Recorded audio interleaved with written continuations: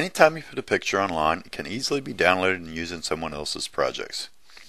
Putting a watermark on your photos helps to prevent this from happening. It is not foolproof, but it makes it much harder to use your photos.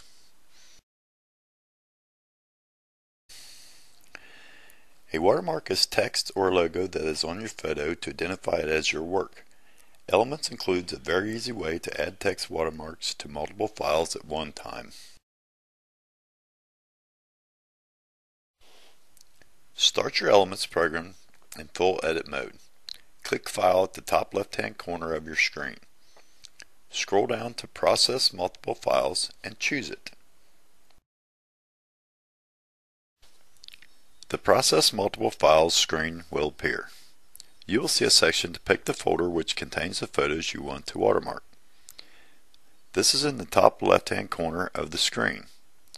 This is also where you choose to have the watermarked photos saved to. You want to save the watermarked photos to another folder. Saving them in the same folder as the original photos will cause the originals to be overwritten. This would make it very hard for you to use them in other projects. Look to the right of the source box and you will see a box that says Browse. When you click Browse, a screen will come up for you to choose the folder your original photos are in. Choose the folder that contains your original photos that you'd like to have watermarked, and then tell the program OK. Next, go to the destination box. Click the Browse button. If you don't already have a new folder to put your watermarked photos in, you can do that here. Go to the folder that contains your original photos and click it once to highlight the folder. At the bottom of the screen you will find a box saying Make a New Folder. Click this. Under your Originals folder you will see a subfolder named New Folder. If you right-click this folder, a menu will pop up. Scroll down to Rename and click it. Type in the new name and hit Enter. Now click on the new folder and then click OK.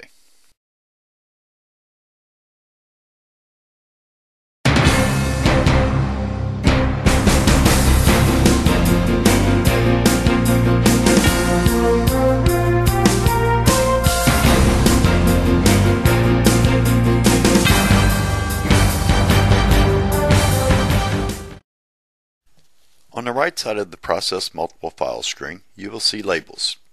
Click the little arrow next to it. This will drop down the section to enter the watermark information. In the first option, make sure Watermark is chosen. In the section Custom Text, type in the text you want to appear as your watermark. There are 3 positions to choose from: bottom right, centered, and bottom left. Choose one of these for the placement of your watermark on your photo. The font selection is where you choose the font or the text style for your watermark. Drop down the list by clicking the small arrow and choose the font you like. Below the font section, you will see a box with a number in it. This is your text size. I use 30, but you might want a larger or smaller font size. Drop down the box to set a different size. The opacity section is where you set the transparency or how see-through the watermark will be. If you don't want any transparency, set this to 100. Usually somewhere between 50 and 65 make a nice looking watermark. Below the opacity is a box for choosing the color of the font. Click on this and the color palette will come up. On the color palette there's a slider bar to get near the color you want. Hold the mouse button down and slide it until you get near the color.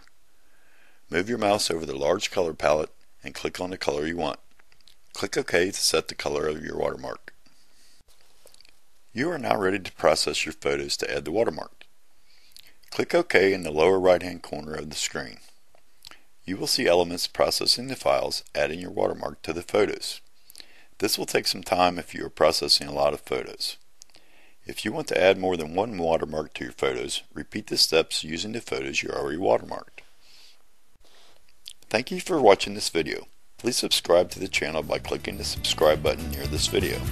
Subscribing will make sure that you have the latest news on any new tutorials. To get free written instructions on watermarking your photos, send an email requesting them.